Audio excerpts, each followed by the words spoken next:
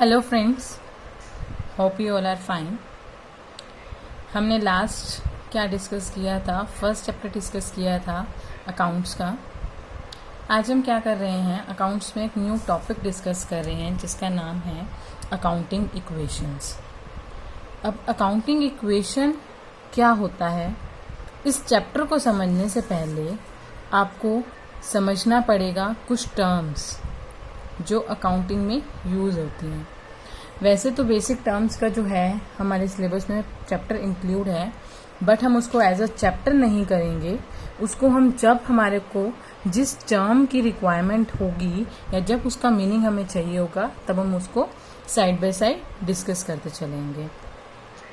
अब फर्स्ट हम देखते हैं कैपिटल। कैपिटल क्या होता है?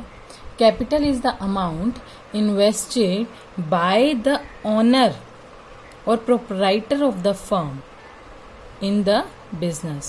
जो भी अमाउंट बिजनेस में लगाया जाता है बाय द प्रोपराइटर या फिर जो बिजनेस का ओनर है उसके द्वारा, वो सब क्या आता है? कैपिटल। फॉर एग्जाम्पल, हमने एक बिजनेस को स्टार्ट करने के लिए 10,000 rupees as a capital invest करी।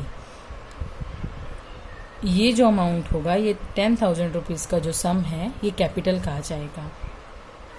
फिर आता है लायबिलिटीज़। लायबिलिटीज़ क्या होता है कि the amount which firm has to pay to the outsiders. बाहर वालों को जो फर्म ने लोन लिया है या कोई क्रेडिट पे कुछ लिया है, वो सब पे करना होता है ना, वो फर्म की क्या होती हैं? लायबिलिटीज़ होती हैं। फिर आता है एसेट्स। एसेट्स क्या होती हैं? जो फर्म के पास जो भी है पोजेशन में है, जो भी फर्म के या कोई भी ऐसी थिंग है जो फर्म की है या कोई प्रॉपर्टी है, वो सब किस में आती है? एसेट्स में आती हैं। Anything which is in the possession और is the property of a business enterprise. कोई भी चाहे अमाउंट है ड्यू टू अदर्स, वो सब क्या आ जाएगा? एसेट्स में आ जाएगा। उसके बाद आता है बैंक ओवरड्राफ्ट। बैंक ओवरड्राफ्ट क्या होता है कि अगर हमारे बैंक में अमाउंट तो कम है, फॉर एग्जाम्पल मेरे बैंक में 15,000 रुपीज़ रखे हैं, ठीक है। 15,000 में से मैंने 25 निकाले, मतलब 15,000 रुपीज़ में से मैंने बैंक में से चेक कितने का, वेट, हाँ, मेरे बैंक अकाउंट में 15,000 रुपीज़ रखे हैं। मैंने चेक काटा कितने का? 25,000 का। कैसे पॉसिबल है? मेरे पास पैसे हैं 15,000, पैसे पे करने हैं 25,000। इसको क्या बोला जाता है कि 10,000 की हमें बैंक क्या कर देगा? ओवरड्राफ्ट फैसिलिटी कर देगा। जो बड़ी बड़ी फर्म होती है ना, उनको ये ओवरड्राफ्ट फैसिलिटी अवेलेबल होती है ताकि उनकी जो पेमेंट है वो बाउंस ना करे, ठीक है। कि बैंक से एक्स्ट्रा अमाउंट का निकलना जो हमारे अकाउंट में है ही नहीं, उसको क्या बोलते हैं? Bank overdraft. ओवर मतलब ऊपर, हमारे अमाउंट से ज्यादा ही उन्होंने कुछ पे किया ना, तो मीनिंग आपको क्लियर हो गया होगा। Cash and bank balance.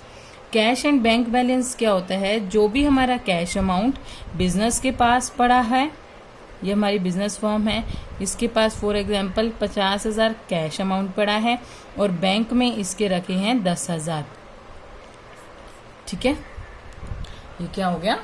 Cash and bank balance. फिर आता है डेटर्स। डेटर्स वो पर्सन होते हैं जिन्होंने कंपनी को अमाउंट पे करना है। कि फॉर एग्जांपल ये ए पर्सन है, इसने बिजनेस से कुछ गुड्स परचेज किए, बट एट 15,000 के लगा लो उसने गुड्स परचेज किए। एट दैट टाइम इसके पास पैसे नहीं थे। इसने बोला कि मैं आपको 15 अगस्त को क्या कर दूंगा? अमाउंट पे कर दूंगा। अब अमाउंट पे करने के लिए क्या करेगा वो? एक उसने डेट बताई, वो उस डेट को पे करेगा। अब तब तक वो कंपनी के लिए क्या है? डेटर है। समझ आ रही है? अब हम आते हैं क्रेडिटर्स। क्रेडिटर्स ये एक कंपनी है, ठीक है, और ये उससे बड़ी ऑर्गेनाइजेशन है। ये एक स्मॉल कंपनी है, ये एक बड़ी ऑर्गेनाइजेशन है, इसने इससे गुड्स परचेज करे 15,000 के, लेकिन आज हमारे पास पे करने के लिए पैसे नहीं है। हमने उसको बोला कि मैं 20 अगस्त को आपको पेमेंट कर दूंगा, तो वो हमारे लिए क्या हो गए, क्रेडिटर्स हो गए, क्योंकि बिजनेस को उस बड़ी फर्म को क्या करना है, अमाउंट को पे करना है। फिर आता है स्टॉक। स्टॉक जो भी रॉ मटेरियल या कोई फिनिश्ड गुड्स या इंटरमीडिएट गुड्स, कुछ भी जो ऑर्गेनाइजेशन के पास पड़ा है वो सब किस में आता है, स्टॉक में, हैंड में जो उनके हैं। फिर आता है फर्नीचर। फर्नीचर से तो आपको क्लियरली पता होगा, जो भी बिजनेस की एसेट्स हैं ये फर्नीचर वाली, चाहे वो मशीन उसमें आ जाए, सॉरी, टेबल है, चेयर है, किसी भी टाइप का फर्नीचर, कोई सोफा सेट है, ये सब किस में आ जाएंगे, फर्नीचर में। फिर आता है गुड्स।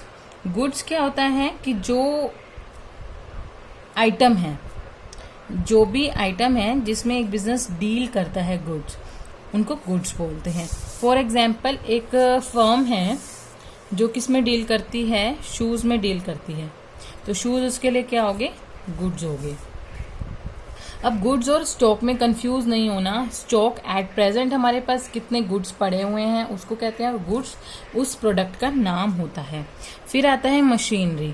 मशीनरी जो भी मशीन्स वगैरह ऑर्गेनाइजेशन के पास हैं या बिजनेस फर्म के पास हैं, उसको सबको किस में काउंट करते हैं, मशीनरी, जो फर्दर प्रोसेसिंग में यूज होती है। फिर आता है बिल्डिंग। जो भी बिजनेस की क्या है, बिल्डिंग है, वो सब किस में आ जाएगा, बिल्डिंग में। फिर आया क्रेडिट। अब क्रेडिट पे क्या होता है कि जैसे हमारे क्रेडिटर्स थे, ठीक है, उन्होंने, हम उनको पैसे बाद में दे रहे हैं लेकिन वो हमें गुड्स अवेलेबल करा रहे हैं, तो वो गुड्स हमें किस पे अवेलेबल करा रहे हैं, ऑन क्रेडिट। ऐसे ही होता है कि गुड्स सोल्ड ऑन क्रेडिट। जब गुड्स हमने क्रेडिट पे बेचे तो उसको क्या हो गया, हमारे डेटर्स आ गए, और जब गुड्स हमने क्रेडिट पे खरीदे तो हमारे क्रेडिटर्स बढ़ गए। ये 15 टर्म्स आपको 13 टर्म्स क्लियर हो गई होंगी आपको। इसके बाद हम डिस्कस करेंगे अकाउंटिंग इक्वेशन एक्चुअल में होता क्या है, कैसे अटेम्प्ट करना है आपको क्वेश्चन को, ठीक है। Thank you.